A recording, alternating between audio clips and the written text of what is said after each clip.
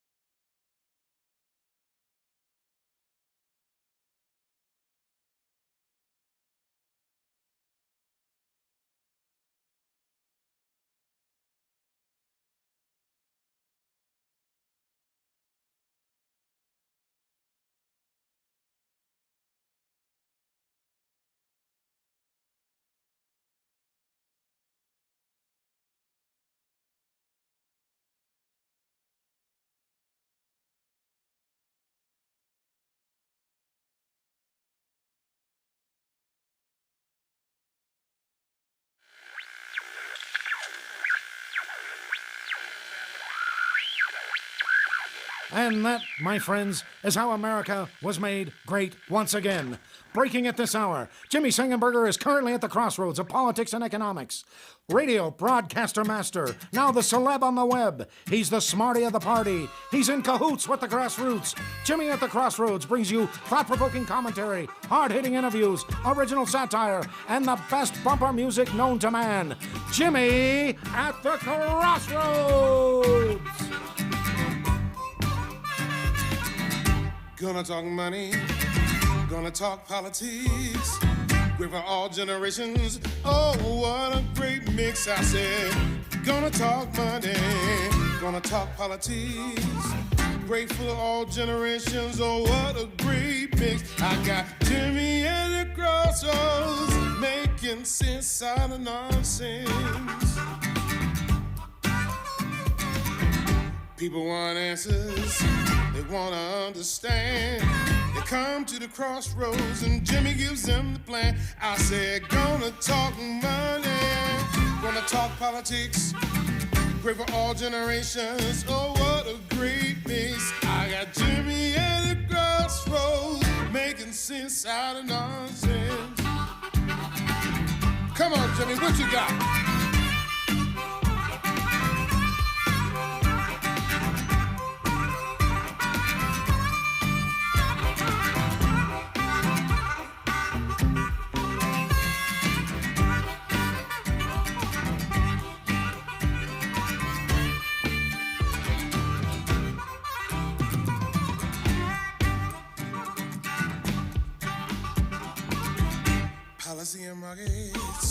Hello, my friends, and welcome to another edition of Jimmy at the Crossroads. I'm Jimmy Sengenberger, your host for the program. Once again, bringing engaging, intelligent talk, Sang style, here in partnership with the Washington Examiner. And of course, always, yes, indeed, making sense out of nonsense. Good to be with you today on this Monday, the 24th of August. We are almost to the end of this month, which is pretty crazy if you think about it. I know I say that all the time, but man, it is to me insane that we're about done with the month of August. Once again, good to be with you here on Jimmy at the Crossroads, coming to you in partnership with the Washington Examiner. Great show today, focusing in on the United States Postal Service. But first, a quick reminder. If you have not done so, please do subscribe to the YouTube channel, youtube.com/Jimmy at the Crossroads. Follow me on Twitter at Sang Center, Sang with an E, not an A, Center on Twitter. And also, of course, on Facebook, facebook.com/Jimmy Sengenberger Pro. We'll take you to Jimmy Sengenberger Media Personality, that page. Please do like it as well. And, of course, jimmyatthecrossroads.com, your source for all the content and so much more. Plus, don't forget to follow our friends at the Washington Examiner. Like, subscribe, all those good things on Twitter, Facebook, YouTube, and, of course, at WashingtonExaminer.com.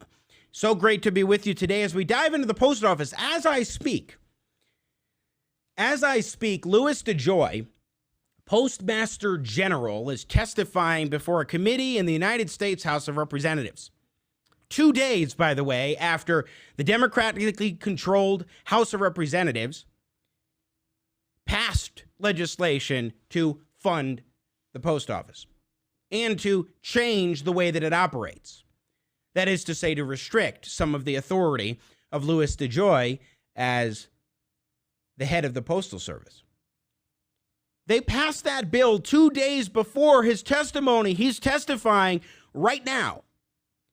And they already passed the bill through the House of Representatives on Saturday. Shouldn't you normally, if you're genuinely interested in understanding the issues that are involved, shouldn't you actually hold a hearing with the head of the agency that you're going to be passing a bill directly and solely related to? Because that's all the bill. It's a very short piece of legislation. I got it right here. Shouldn't you interview that person first? Have him testify before you pass such a bill?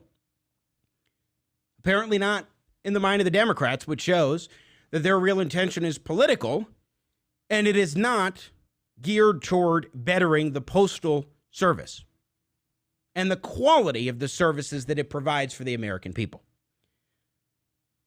That's why I want to dive into it. We've got some video from Friday's testimony of Mr. DeJoy before a U.S. Senate committee, where he answered a number of different questions, and I thought debunked a number of the myths about what he's supposedly doing.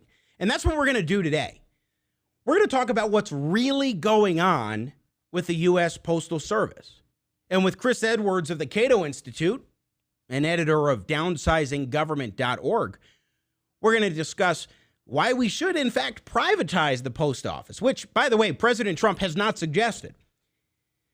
President Trump has not once suggested that we privatize the post office, despite what Nancy Pelosi has been saying. She's been out there saying, oh, the Republicans have had an agenda for years to privatize the post office, and President Trump is just trying to do that. Well, in 2018, there was a Postal Reform Commission put together under the auspices of the Trump administration, and they did not recommend privatization. They recommended reforms. They didn't recommend privatization. It is a lie that Republicans and President Trump are pushing for privatization. I think they should push for privatization, as we'll talk about, but that's an entirely different story from what they're actually doing.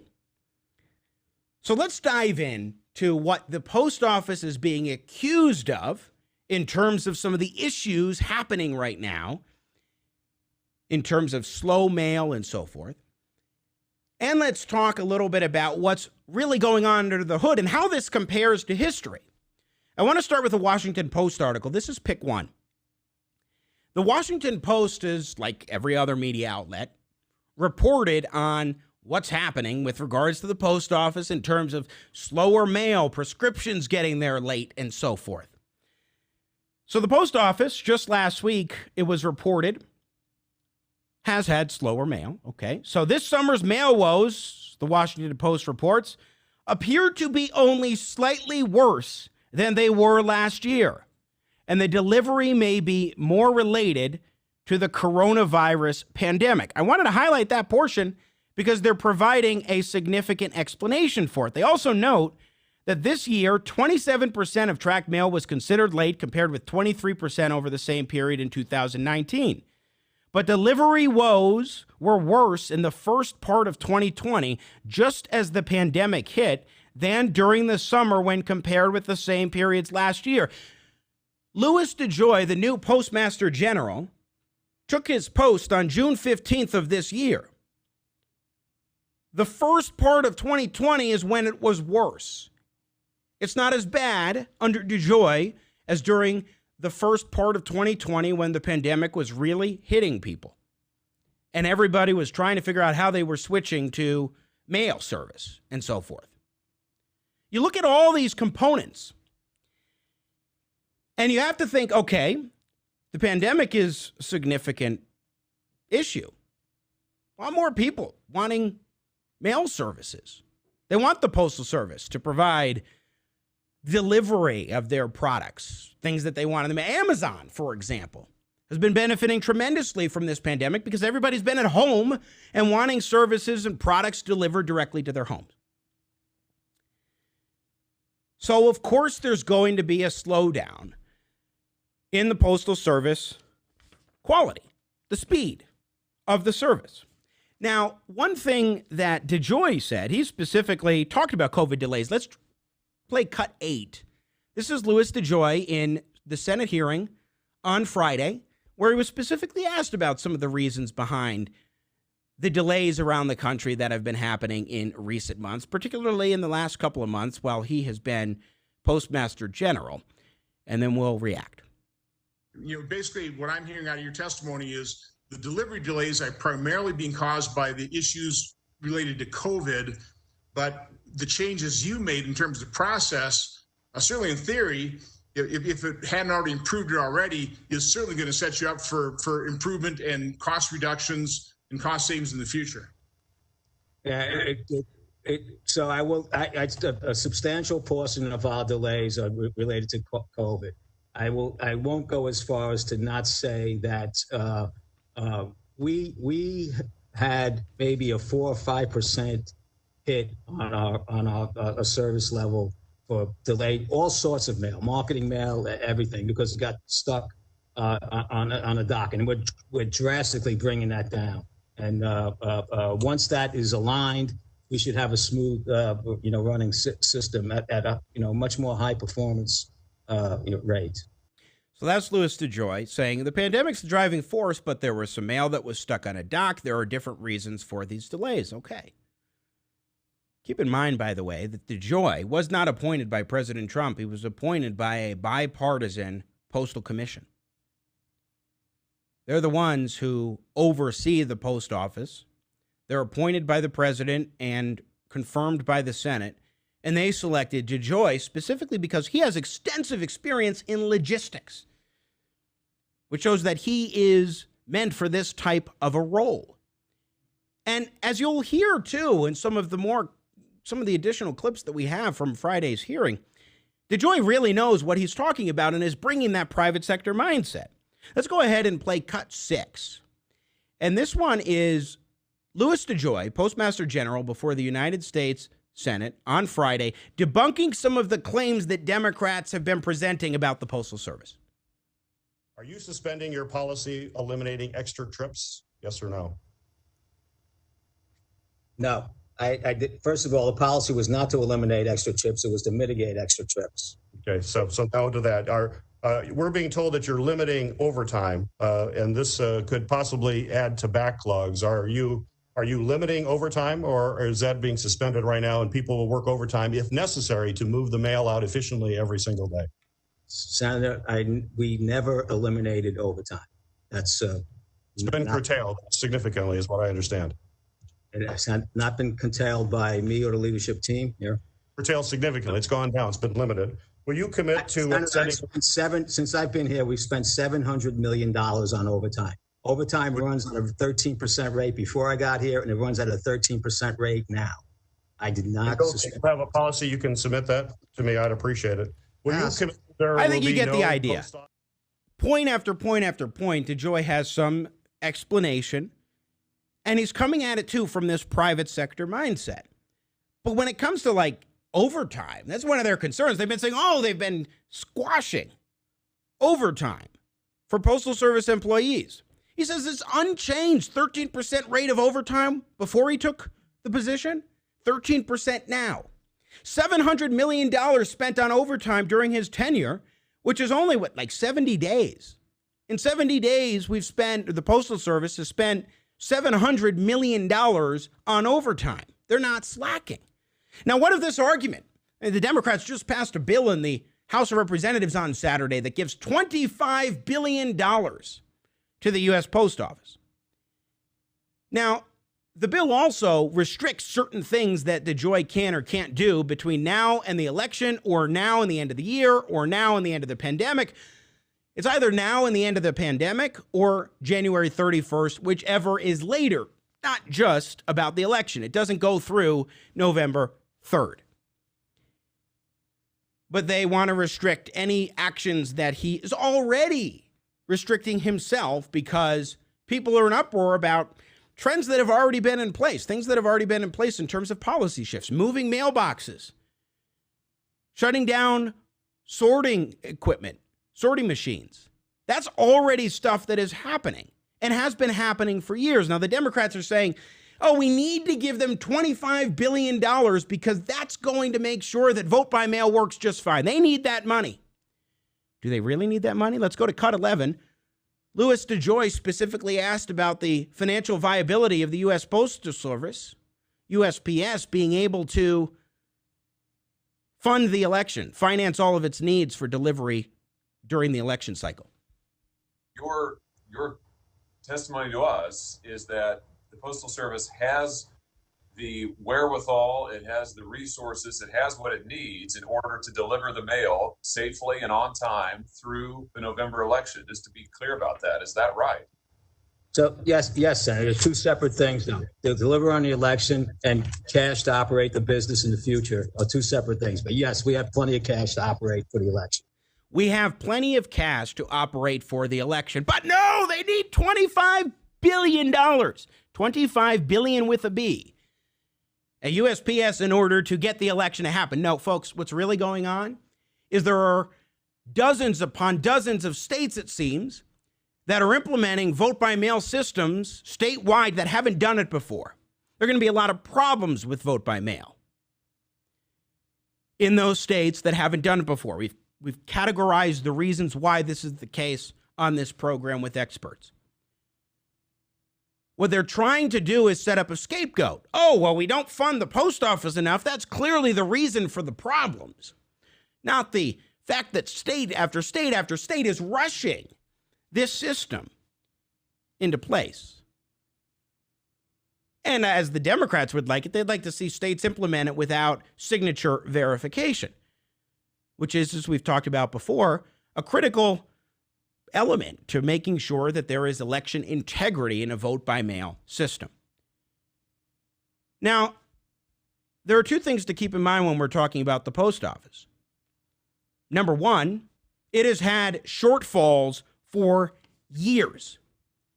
This is nothing new for USPS. Let's take a look at Pick 6. This is a graphic from Pew Research that shows how the trend has been for the U.S. Postal Service. They've been bleeding money for years. This is nothing new. You can see the trend. Net profit, billions of dollars. They haven't had a net profit since 2006, and that was only a 4-year period, and then a few years before that. But in 24 of the last 38 years from 2011 going back, so go back to 2011, 24 of the last 38 years prior to that were all losses for USPS. Let's go to Pick 5. This one lists out a number of related statistics that demonstrate the trials and tribulations financially of the post office. This $25 billion thing has nothing to do with the election, and it has everything to do with bailing out the Postal Service.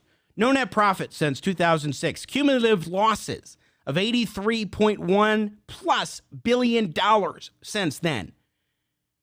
They have $11 billion that they are indebted to the U.S. Treasury and $59 billion in future health benefits. Total unfunded mandates, by the way, unfunded benefits, liabilities, $120 plus billion for pension and other post-employment liabilities. Their annual revenue last year, $71.2 billion. They peaked at $74.9 billion back in 2008, 12 years ago. This has consistently been the case. In the year 2000, the post office delivered 207.9 billion pieces of mail. It's down to 142.6 billion pieces of mail in 2019, a 31.4% decline in the past 2 decades. Now, this has all been driven by a decline in first-class mail, 33.6% drop over the past decade, because people don't need first-class mail nearly as much. They're not using the service as much.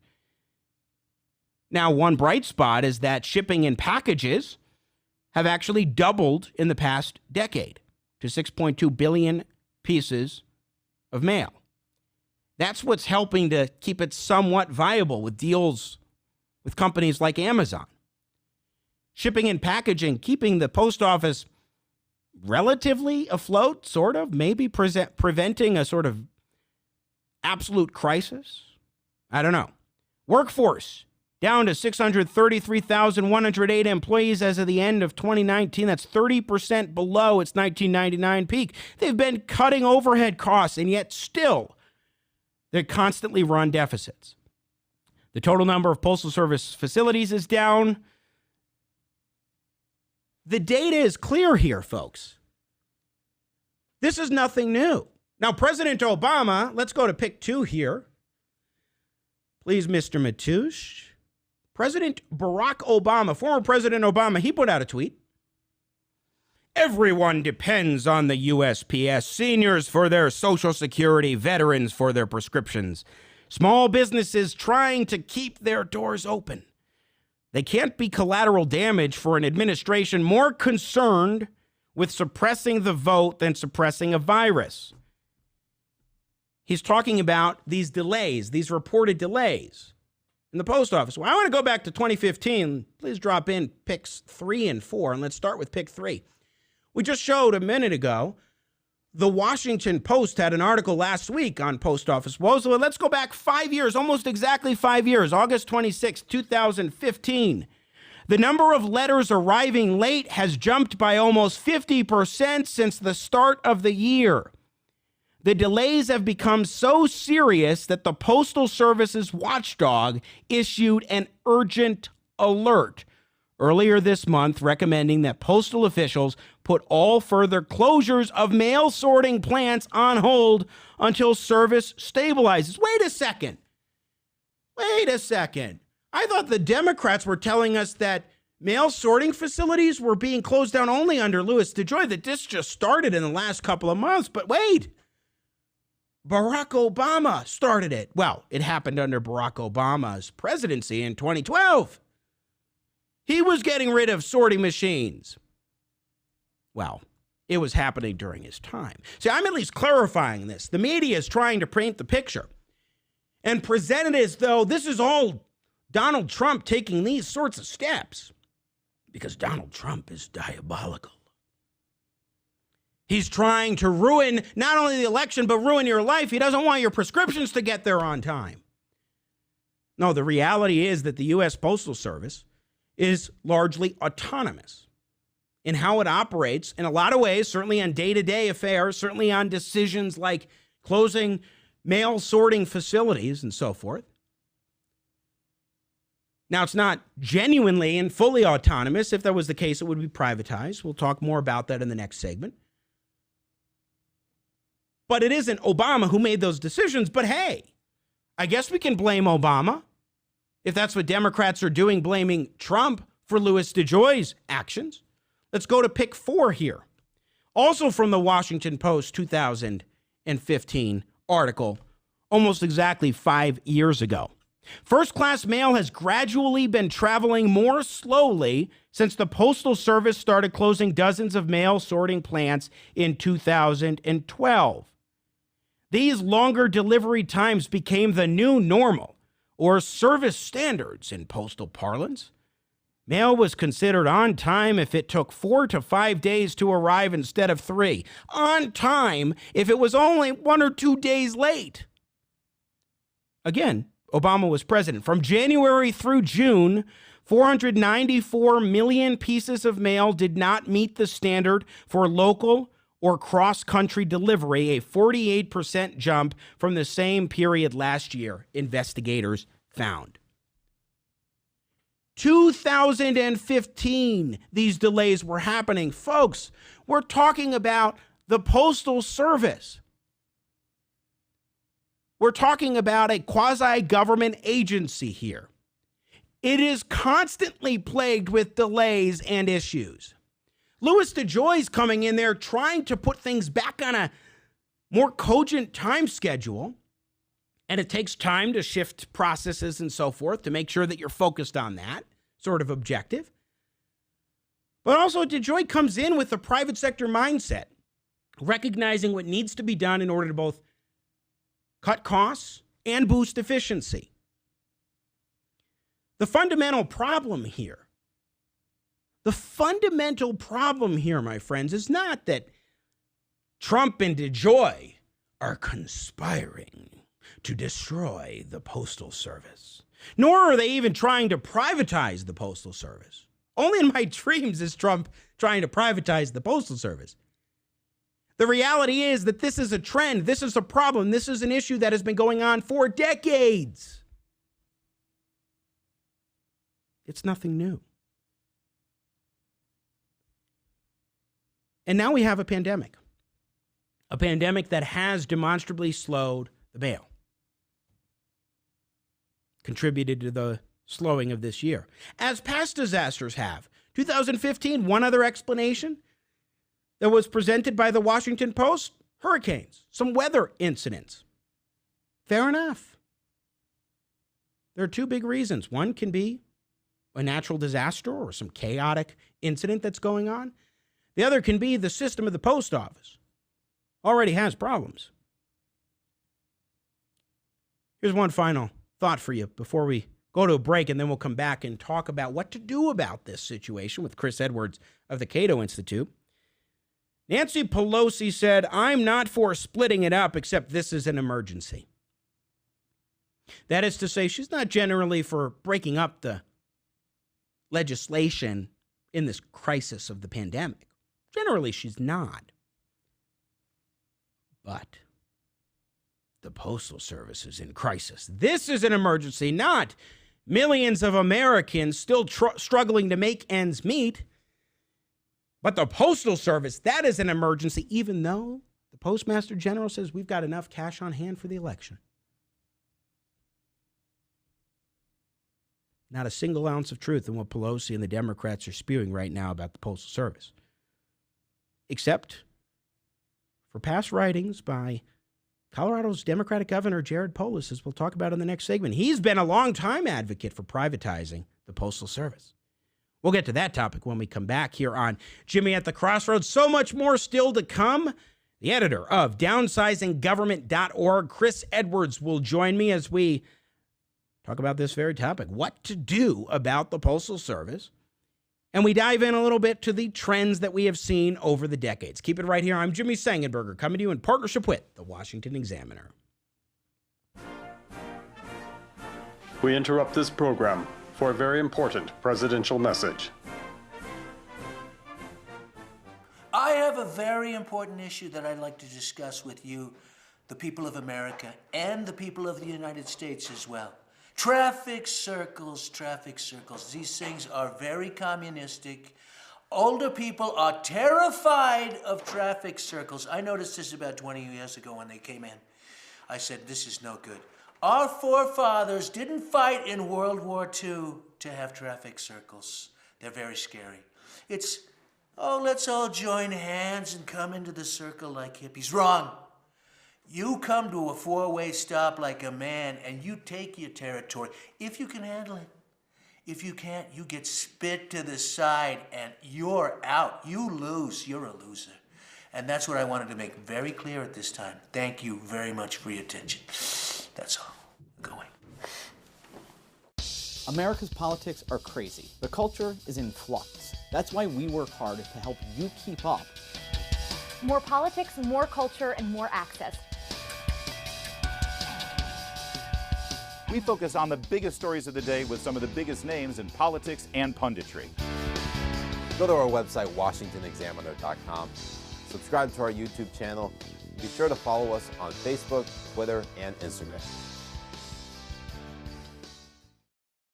Breaking at this hour, Jimmy Sengenberger is currently at the crossroads of politics and economics. Certainly we want to be safe. We want our fellow citizens to be safe. But there is never a time to short-skirt the Bill of Rights.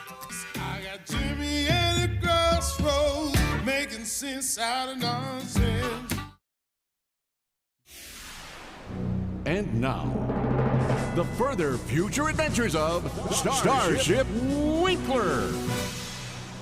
In today's episode, the captain is making travel plans. Sparks, open up a frequency to price expediosity line. Yes, Captain. Hello, and welcome to Price Expediosity Line. How can I help you? Well, I'll need a room. Are you traveling alone? Yes. Oh, that's a shame. Never found the right woman, huh? Well, there was this... No, wait, just book me a bed. King, queen, full, twin, Murphy, or bunk. King. You never know. Well, as long as you're convinced. All right, name your price. Name my price? That's how it works. Name your price. $6? $6 it is. Let's plug it in here. Bippity boppity boo. And sorry, you are outbid. By how much? Penny. Someone bid 6. Oh, 1. Who? Oh boy, I just booked a room for $6.01. Well, will the captain ever make a good bed bid? Tune in next time when we hear... Here's one for $602. I'll take it. $1,000. No! Damn dramatic pauses. On Starship Winkler.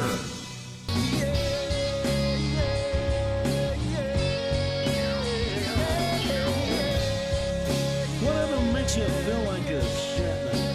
Whatever makes you feel like a Shatner. I just had to have a little bit of Trek fun. You know, next time Gordon Chang comes on the show, Nathan Matoush, let's make sure that we introduce him in that regard. So it looks like, let's put up the logo back on the screen, please, Mr. Matoush. For some reason, my camera just got cut off.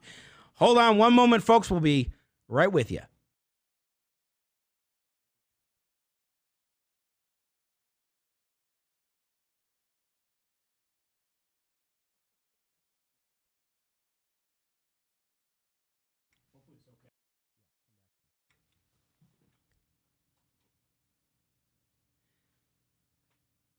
I'm guessing that was the Romulans or the Klingons not very pleased with the Captain Kirk bit. Welcome back to Jimmy at the Crossroads. I'm Jimmy Sengenberger, coming to you once again in partnership with the Washington Examiner. Such a pleasure and a privilege to be with you today, as always. In just a moment, we're going to talk with Chris Edwards of the Cato Institute and downsizinggovernment.org about what we can really do, what we really should do to address the financial woes and other issues of the United States Postal Service.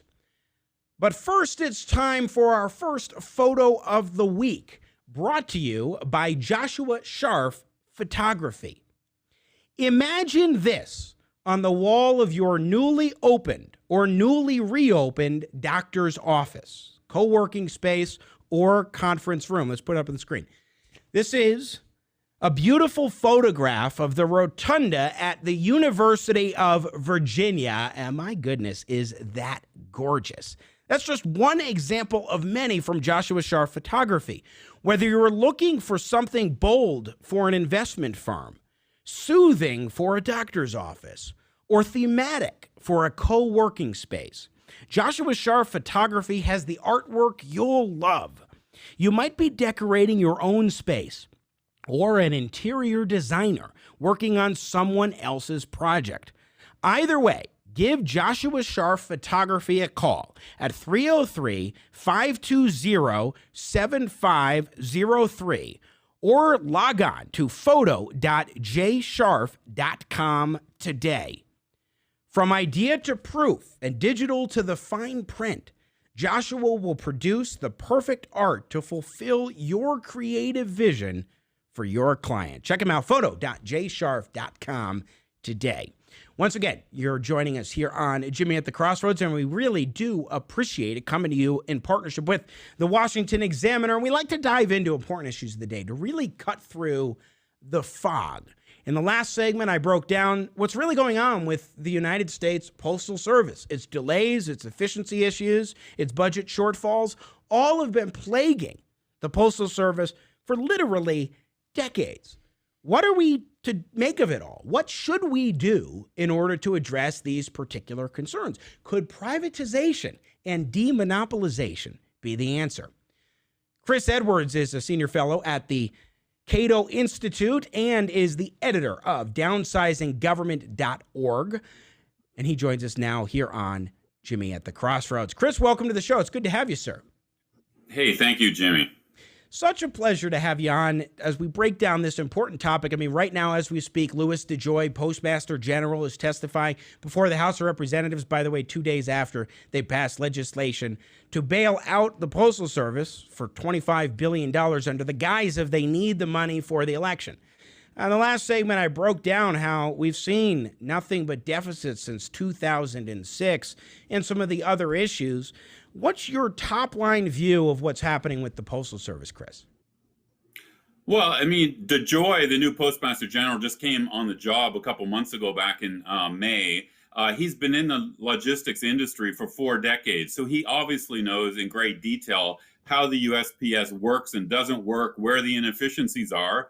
So when he took this new position, he was gung-ho to start cutting costs and reorganizing how the post office does its delivery between its sorting facilities and offices and that sort of stuff. So I can totally understand why DeJoy was ran out of the starting gates there to try to cut costs at USPS. I must say, though, it probably was a mistake leading up to this very politically divided election. And but I hope after the election he continues on with his cost cutting, because it desperately needs to happen at the post office. Yeah, this is a matter more than anything, Chris Edwards, of the timing of some of these decisions, because historically this is a trend. I was sharing a Washington Post article from 2015, which talked about the closure of mail sorting machines beginning in 2012. And in 2015, it talked about numerous delays that had been plaguing the Postal Service for the first part of that year, without the coronavirus pandemic, but with other issues. That's right. And, the postal system's been losing money now for over a dozen years.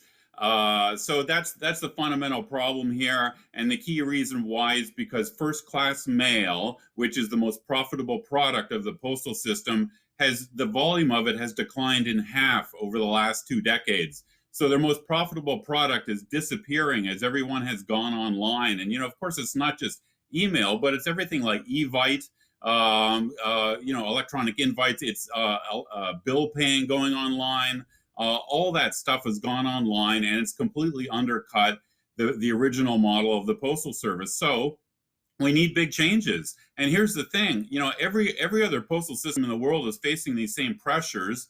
And in Europe, as I've written about, facing the same pressures, the decision they've made is to say, hey, look, this isn't a monopoly anymore. Why don't we just open this to competition and privatize it? So in Europe now, all postal systems must be open to competition. And there's about half a dozen countries like Britain that have privatized their system and said, hey, look, why don't we privatize the postal system and let it compete fairly with private sector companies? That's the obvious way ahead, it seems to me, for the United States as well. Yeah, we'll talk a little bit more about privatization, or a lot more, in just a moment with you, Chris Edwards. But I want to play cut 4. This is Nancy Pelosi, Speaker of the House, presenting an argument for trying to, I think, explain away some of the Postal Service issues, but are identifying it and saying, no, the Postal Service is not a business. It's a postal service. They lose money. This is not a business. It is called the Postal Service. And of all the services, it pays for almost all of its costs. And by the way, the law requires the Postal Service to pay 75 years of health care benefits in 10 years. What business can compete having to do that? All right, a few different points there, Chris Edwards. Number one is the nature of the post office. What is it? Because it's semi-autonomous, sort of a quasi-governmental agency, and yet it's required to have government scrutiny. It's before Congress, with the Postmaster General testifying before the United States Senate on Friday, today before the U.S. House of Representatives. You've got certain regulatory powers. They can use eminent domain, so they're empowered with a lot of things, but at the same time, they make their money by selling postal services. So one question is about the nature of the Postal Service. The other is about this health benefit provision that was put into law by Congress in 2006 that Democrats are also blaming for the post office's financial woes. If you can break that down as well. Well, the first thing is this canard that you hear from the left often, that, some service is so important, we can't leave it to the private sector. But of course, that's completely ridiculous, because we rely for our food, our clothing, our cable TV service, our internet, everything for the private sector. So the fact that it's a crucial service, there's really no argument. The issue is, is it a natural monopoly? And the answer is no, it is not a natural monopoly. And as FedEx and UPS have been allowed to expand into what was previously USPS territory, we've seen how good the private sector is at delivering stuff. So why don't we open it all up and let the private sector compete over everything, letters, packages, the whole bit. Right now, you have this unfair situation where the postal system, it doesn't pay any taxes, any kind of taxes, property taxes or income taxes. It has very favorable regulations. It doesn't even pay parking tickets, and it's competing against USPS and FedEx for packages. That's completely unfair, and that's why the situation now is untenable. It's not a natural monopoly. Let's open up mail. Right now, the Postal Service has a legal monopoly over your mailbox and first-class mail. And I'm saying we should abolish those monopolies like other countries have done. Let's open it up. Let's let American entrepreneurs get into this business. I mean, one way to think about this is America is a land of awesome entrepreneurship. We see that over and over. Entrepreneurs build these awesome companies. Well, why are we excluding entrepreneurs from this industry? That doesn't make any sense. Entrepreneurs could add a lot to this industry, so let's open it up and let them have a crack at it. Your second point about the healthcare costs, this has sort of become a political issue. Back in 2006, the last big law change for the postal system was making money, and it seemed logical for both parties at the time that they should pre-fund they have this huge amount of healthcare costs that are unfunded. It made sense for them to start prepaying those future costs. But then it started losing money, and that prepayment requirement, we may need to adjust that now. Yeah. But that's only part of the problem. The main problem is that mail volume has plunged, and we need to restructure the postal system for that reason. It's in a death spiral, just because of the nature of the internet and the change in the economy. Yeah, I just want to clarify, too, that in terms of health benefits, these unfunded liabilities they're especially talking about are health benefits for retirees, which if you're in the private sector, if you happen to offer that, and it's not offered very often anymore, then you're going to have to make sure that you provide adequate funding. This isn't, a lot of times the Democrats say, exactly. Oh, companies don't have to do this. Well, if they are offering retiree health benefits, they need to offer that kind of thing or they need to take this type of step, because otherwise it's going to be problematic for them when the bill comes due. That's exactly right. So private sector companies have to pre-fund their retirement pension benefits. It's legally required, as well as it makes good business sense. But here's the thing, that the USPS provides post-employment health benefits. In other words, if you retire at the postal system at 52 years old or 55 years old, you get government health benefits for another decade before Medicare kicks in. Well, virtually no business in the private sector does that. I mean, if I retire from the Cato Institute, or anyone retires from a private sector company, we don't get 10 years of health benefits after we've already retired and before Medicare kicks in. So that's the real problem here, that the benefits provided by the postal system are way too expansive and too expensive. We're talking with Chris Edwards, Director of Tax Policy Studies at the Cato Institute and editor of downsizinggovernment.org. I want to put up something interesting. So I write for a local publication here in Colorado where I broadcast from, called Colorado Politics. And I have a new piece up today. My newest column for the week is up specifically talking about privatizing the Postal Service and what Colorado's current governor and former Congressman Jared Polis wrote for the Independence Institute in 2001. Let's put this up on the screen. A paper entitled Privatizing and Eliminating the Monopoly of the United States Postal Service by Jared Polis. He was then a member of the Colorado State Board of Education, August 15th, 2001. And let's put up the next pick. You're going to like this one, Chris Edwards. Pick 8. This is 2016, 15 years later, when he was in Congress, privatizing the U.S. Postal Service, linking to the article, that version written by you, Chris Edwards, at downsizinggovernment.org and at the Cato Institute's website, cato.org, which is pretty stunning to me. But I actually came upon his paper, his 2001 paper, when I was a student at Regis University in 2011, writing my own paper on privatizing the U.S. Postal Service. And I just want to read one quick passage from Polis's paper. Again, he's a liberal Democratic governor of Colorado right now. And he was in Congress in 2016 and has been on board clearly with privatizing the Postal Service for years. He says, and I quote, USPS is hamstrung by a pseudo-governmental status that stifles innovation and excellence in both itself and the competition. Through inertia and intransigence, USPS remains owned by the United States government, which also grants it a monopoly in key categories, including home mailbox delivery. He argues that we should, quote, end all monopolistic protections and special treatment enjoyed by USPS and transfer the capital stock of USPS into private hands more capable of exercising meaningful diligence and improving operating efficiency thus allowing the profits and stock appreciation to accrue to the benefit of the employees and other shareholders. Chris Edwards of the Cato Institute and downsizinggovernment.org. That's not Donald Trump writing that. That's not Louis DeJoy writing that. That's a liberal Democratic governor, a former colleague of Nancy Pelosi, who's claiming it's Republicans and Trump who want to privatize it. You and I would like to see the Postal Service privatized. Clearly, Jared Polis would, but Donald Trump doesn't. Republicans aren't even talking about that. But what's your reaction? So it's interesting you raised that. I've read that essay and I thought it was very good. And I like you, I was surprised to find it. I actually went in when Polis was a member of Congress from Colorado. I went into his office and talked to him about that because he had seen my writings on it.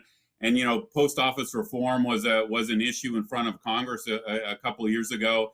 And so we had a very good chit chat about it. I mean, he basically said what a number of members of Congress I've talked to have said, that, look, Chris, I think you're right about privatization and demonopolization, but, you know, the country that, you know, other members of Congress aren't really ready for this yet. And you often hear this, that, hey, it's this major reform you're talking about is a good idea, but, you know, all my colleagues aren't really ready for that. And that's it's an unfortunate way to think.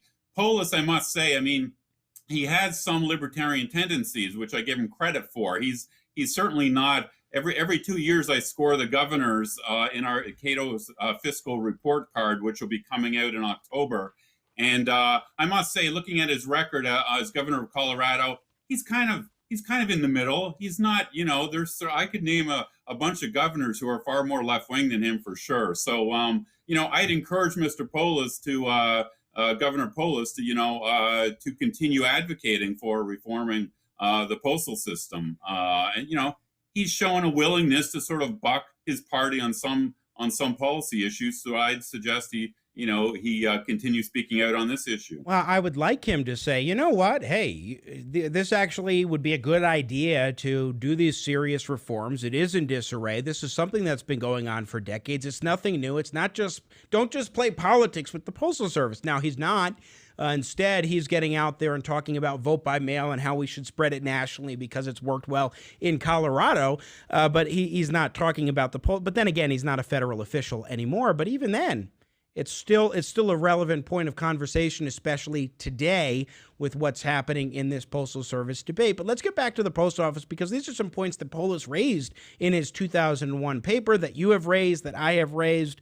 And that is this monopoly of the Postal Service. They have a monopoly over the mail, over first-class mail in a variety of different areas. There are some areas where they don't, and that's where we've seen greater innovation. We've actually seen the best performance of the post office when it's involved in shipping packages as opposed to just doing the first-class mail thing. Shipping packages where it's competitive against FedEx and UPS has worked out the best for the Postal Service financially, it seems. But not only do they have a monopoly in certain areas, but they have significant powers of government and exemptions in a variety of areas. And I'd like for you to talk about that, the inherent advantages that the Postal Service has.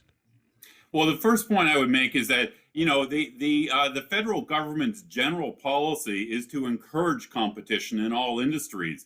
I mean, that's why we have antitrust laws, and we have had it for over a century. I think there's problems with antitrust laws, but that's a separate discussion. The general policy of the U.S. government is to encourage competition in industry. There's no reason why, and, you know, everyone right now, for example, is worried about competition in the high-tech industry. Well, there's no reason why the government ought to have a forcible legal monopoly on this one industry. It doesn't make any sense, especially with all the technological changes we've got going on these days. So here's the basic problem, that, you know, while the Postal Service has expanded into package delivery, and that's fine, you know, it's a way for the postal system to make money. One of the problems is you touched on, the postal system doesn't pay any taxes, federal, state, or local, property, income, sales taxes, or any tax of any kind. It has all kinds of regulatory advantages. It has the power of eminent domain. It doesn't even pay, postal trucks don't even pay parking tickets in cities or anything like that. So the postal system has this huge and unfair competitive advantage against FedEx and UPS. So that can't go on. So this issue of the postal system, we can't just keep subsidizing it and allow the current situation to go on, because it creates this unfair competition. And here's something that people may not know. I mean, everyone takes for granted that FedEx is, everyone realizes it's an awesome company. It's one of the best run companies in America. And if you want a letter to get somewhere urgently fast and much more reliable than the postal system, you'll put it in FedEx. But FedEx is only allowed to do that because of a 1979 deregulation that happened. Before that deregulation, it was illegal for FedEx or anyone else to deliver an overnight urgent letter. So today's marketplace in packages and letters has already been shaped by this deregulation that happened in 1979. And I think the next logical step, again, like they've done in Europe, is just to deregulate the whole damn thing and let entrepreneurs come in and compete and let customers decide what company they want to go with. Sure. Well, and Chris Edwards, one thing that you hear often as a criticism or a claim that, no, you couldn't privatize is, well, there are a lot of rural areas, and the private companies aren't going to make a point of servicing those rural areas adequately. And in fact, in some cases, the private companies will use the Postal Service for their last mile or to help them get to a particular rural areas. And therefore, we need to keep the Postal Service robust. We cannot privatize it because the private sector won't fill the job, won't complete what's needed. What do you make of that argument? Well, the first thing I would say is, well, we don't know because the government has a legal monopoly. We haven't let entrepreneurs give it a crack. Entrepreneurs are capable of doing amazing things in the American economy if we just let them. Secondly, it's actually open to debate whether people worry, and I hear this all the time in response to my columns, that people will say, oh, well, if you privatize the postal system, they wouldn't deliver to all the rural addresses. That isn't necessarily true. And there's been some economists who've argued actually that it doesn't actually necessarily cost more to deliver in rural areas because postal delivery folks go along and they put the mail into mailboxes at the end of people's laneways. Whereas in suburban areas, especially sort of sprawling suburban areas, they got to get out of their truck and walk around. So it isn't necessarily higher cost to deliver in a rural area. That said, I think it doesn't make sense to deliver mandated 6 days a week anymore. Some places, everywhere in Europe's gone down to at least 5 days. New Zealand has recently gone down to 3 days for its guaranteed delivery. Why not reduce the number of days of delivery? That would make it more cost efficient for any business to deliver to every address. And so there's reasonable reforms we can make here, to reduce the 6 day every address in America mandate that we have now that doesn't really make sense anymore in the internet era. Just a few minutes left with our guest, Chris Edwards, Director of Tax Policy Studies at the Cato Institute and editor of downsizinggovernment.org. One other thing that makes it more difficult for the Postal Service to be financially viable is the fact that, while it has certain advantages in terms of the monopoly, it is exempt from certain zoning laws. It can use eminent domain. Wants to make a new post office, it can use eminent domain to take a private company, a private establishment, private house, and go ahead and build that. A new facility if they wanted to do so. Just as an example, you were talking about it being exempt from taxes, state, local, and federal, and so forth. But there are also disadvantages that they're faced with. For example, in terms of setting prices, if they want to up the price for first-class mail or make certain changes to their pricing or negotiate certain contracts, they have to go through a multi-layer bureaucratic process and may even need to get congressional authorization. Talk to us a little bit about that, those kinds of things that hamstring the Postal Service. Well, the great disadvantage to the postal system being part of the government is that Congress micromanages everything they do. And to put one statistic on this, there are 4,500 rural post offices in the United States that only get an average of 4 customers a day. So the USPS is keeping these thousands of locations open for just 4 customers. That makes no economic sense. It makes no environmental sense. And actually that's a whole nother topic that a lot of, having this as an inefficient government monopoly doesn't make sense for the environment either. The USPS has over 200,000 gas guzzling trucks that are inefficient. We need to pare that down, which would be good economically and good for the environment. So here's the thing. we want USPS to compete fairly with FedEx and UPS on package delivery. The way to do that is if you privatize it, the USPS can then expand into, like any business, they can expand into new areas, maybe grocery delivery that they find profitable. Right now, the USPS gets micromanaged by Congress. They're not allowed to cut a lot of their costs, and they're not allowed to expand into any growing areas like any other business. So we tie the USPS's hands. We won't allow it to make money. And so, it seems members of Congress kind of want to hamstring it so that it's going to require a giant bailout down the road from taxpayers. It makes no sense, the current situation. Oh, no doubt about it. And I think more people, if they can get exposed to this argument that you and I are talking about, which is why I want to talk about it today, in favor of privatizing the Postal Service and how it is a bipartisan idea. Looking at Jared Polis, for example, all across the spectrum, I think people can get on board. In fact, Polis, in his paper from 2001, he quotes a then Postal Service Postal Rate Commission member saying, quote, "Why would a consumer advocate and liberal Democrat push to privatize the Postal Service with 900,000 government employees? Simple.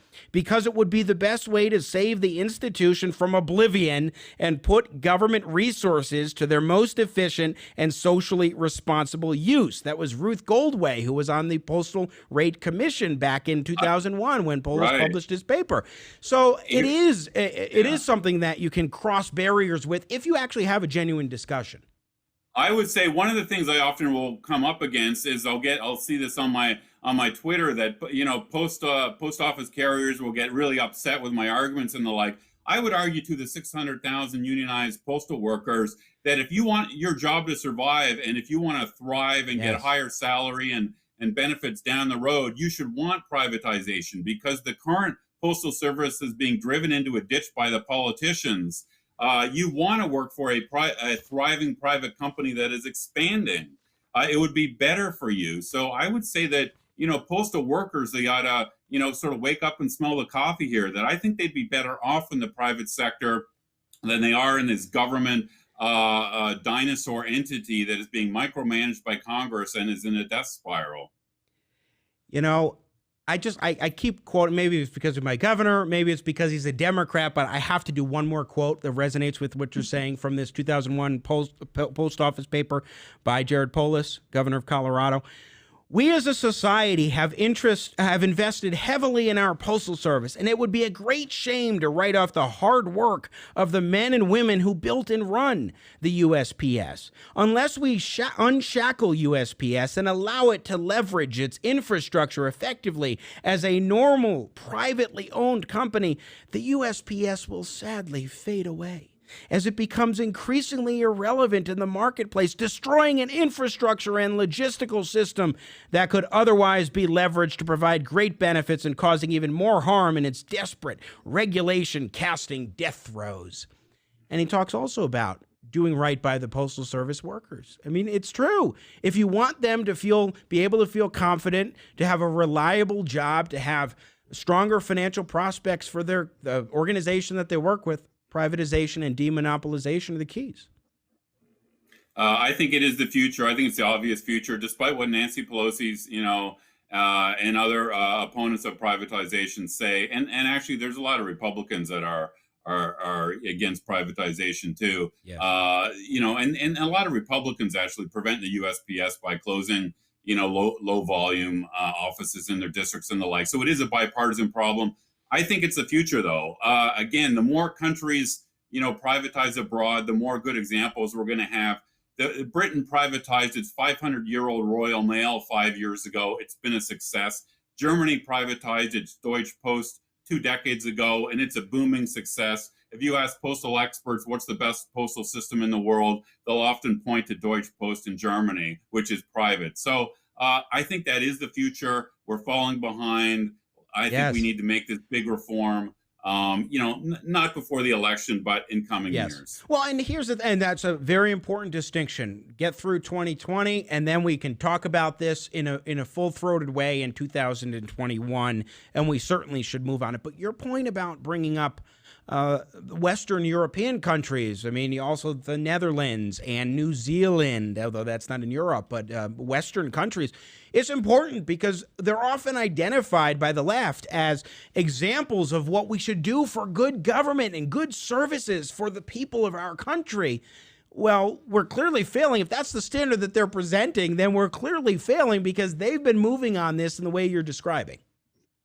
There's no doubt about it. I think a lot of Americans, really on both sides, often view Europe as kind of just a hopeless welfare state. In fact, Europe is a lot more free market than the United States in a number of areas. And one that I've written about a lot is airports. All U.S. airports. There's over 400 big commercial airports in the United States. They're all owned by governments. In Europe, over half of their airports now are privatized. You know, Heathrow Airport, most famously, started this trend back in the 80s under Margaret Thatcher. Half of all airports in Europe are now privatized. So in some ways, Europe is more free market than the United States. And I wish American policymakers would sort of get out of their bunker and look at what's going on around the world and just try to take the best practices from other countries. The best practices in terms of markets and competition and efficiency. And we see a lot of good things in Europe.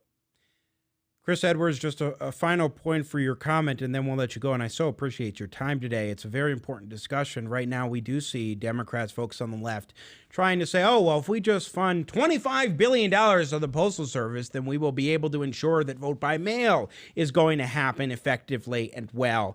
When really, even the Postmaster General, we played the clip earlier, the Postmaster General, Louis DeJoy, said in the Senate hearing on Friday that he has enough cash on hand in order to cover the election costs. So I don't think this has anything to do with the election. It's much more, let's paper over the issues. Let's try to bail out the Postal Service using the current pandemic and the current state of affairs at the Postal Service as an excuse, and vote by mail as an excuse and a justification to give them money in order to help bail them out during these difficult times for the Post Office that have basically, frankly, always been difficult. That's right. I mean, you're right. DeJoy said he doesn't need this extra $25 billion right now, and we shouldn't give it to him. The most important thing for the election, we're all crossing our fingers that it's not, a mess, is that Americans who want to vote need to request their ballots early. Yes. States need to inform their residents and citizens. They got to request their ballots a few weeks early to make sure it gets in on time and counted on Election Day. Yeah. Yep. We do need that. That's for darn sure. And we've been talking about that a great deal here on Jimmy at the Crossroads. Chris Edwards, Director of Tax Policy Studies at the Cato Institute, editor of downsizinggovernment.org, which has a great article. Jared Polis shared it on privatization of the U.S. Postal Service. Be sure to check it out. Really appreciate your time today. Thanks for diving in. Thanks a lot, Jimmy. Thanks for your interest in the topic. Absolutely. Thank you, sir. Once again, Chris Edwards from the Cato Institute joining us here on Jimmy at the Crossroads and making just so many critical points. I do want to play one more clip of DeJoy. This is cut 12. If we can drop that in, please, Nathan Matoush. Oh, looks like we have it ready. So this is Louis DeJoy on Friday, Postmaster General, being asked about the shortfall and the realistic path forward for the Postal Service. I just want to give a taste because I think he's looking with foresight. Now, he can't advocate for the privatization of the Postal Service, but I suppose he could, but he probably wouldn't for a variety of reasons, of course. But he was asked specifically about it, and I think he really has an understanding of what needs to be done. Just take a listen. We are not self-sustained. We have a $10 billion shortfall, and we'll continue to have, over the next 10 years, we'll have a $245 billion shortfall. So we need to, and our management team and our board there is a path that we are planning, okay, with the help of some legislation, with some cost impacts, with some new revenue strategies, and that will help and some pricing freedom from the PRC. We believe we have a plan to do that. But one thing that's not in the plan is not doing anything after the election. It is an ambitious plan because we have $10 billion to bridge. Now, the plan has not been finalized. We have hundreds of initiatives we look like take the Alaska bypass plan, the discussion. That's an item on the table. That's an unfunded mandate. It costs us like $500 million a year. And if I'm not what saying you can get from that answer, you don't need to finish it, because you can tell that he knows what he is talking about. He understands what needs to be done. The timing of some of these initiatives was off, but it didn't begin just because of Louis DeJoy in most of these cases. Some of the changes we've seen this year, it was already starting. The Postal Service was already bringing down some of the equipment, shutting down mail sorters, and taking some of these other steps. They had already warned states about vote by mail and some of the concerns that can come about if you're rushing to a system. You need to be aware and make sure that you are sending your ballots with enough time, and so on and so forth. But the bottom line is that DeJoy understands what's necessary here in order to try and give some semblance of financial viability, and the left is using him as a scapegoat to advance their vote-by-mail agenda and to get at President Trump. Keep in mind, once again, yes, DeJoy donated to President Trump, but Trump did not appoint him. It was the Postal Rate Commission that appointed the Postmaster General. That's what happens. Keep that in mind as we move forward in this debate. We should be taking a serious look at what's happening with the Postal Service, not just papering over and saying, oh, let's just throw money at the problem. That doesn't solve anything. We need to get underneath the hood.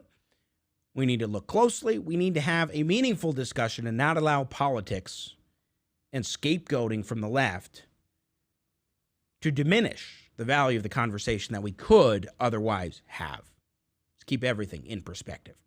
That is it for us today here on Jimmy at the Crossroads. My thanks to Chris Edwards from the Cato Institute for joining us today. To Nathan Matoush, producer extraordinaire, doing a great job today. Once again, working the Matoush magic. My thanks as well to the Washington Examiner, our partners here on the show, and to you for liking, subscribing, sharing our content, and all your support.